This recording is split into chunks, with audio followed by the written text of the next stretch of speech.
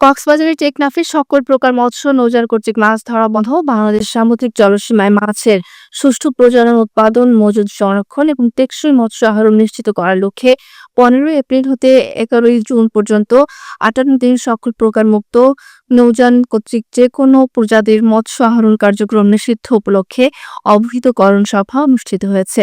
উপজেলা সিনিয়র মৎস্য কর্মকর্তা দপ্তরের আয়োজনে ও সোশ্যাল ডেভেলপমেন্ট ফাউন্ডেশন এর সহযোগিতায় এই সভাটি উপজেলা পরিষদ মিলনায়তনে 15 এপ্রিল বেলা 11টায় অনুষ্ঠিত হয়।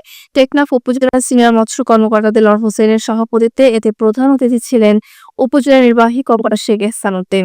উপস্থিত ছিলেন র্যাব 15 এর ডিএডি সিপিসি 1 সেলিম, টেকনাফ নৌ পুলিশের incharge Syed Ashikur Rahman, coastguard contingent commander Mostafa Kamal 2, বিজিবির নায়ক সুবেদার মোহাম্মদ বাচ্চু মিয়া, টেকনাফ মডেল থানার এসআই মোহাম্মদ হেলাল উদ্দিন, উপজেলা মৎস্যজীবী সমিতির সভাপতি তৈয়ব, সাধারণ সম্পাদক রহমতুল্লাহ প্রমুখ।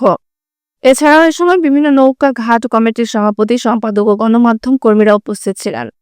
টেকনাফ উপজেলা নির্বাহী কর্মকর্তা শেখ এহসান উদ্দিন বলেন, আগামী 11 জুন পর্যন্ত মাছ ধরার উপর নিষেধাজ্ঞা আরোপ করা হয়েছে।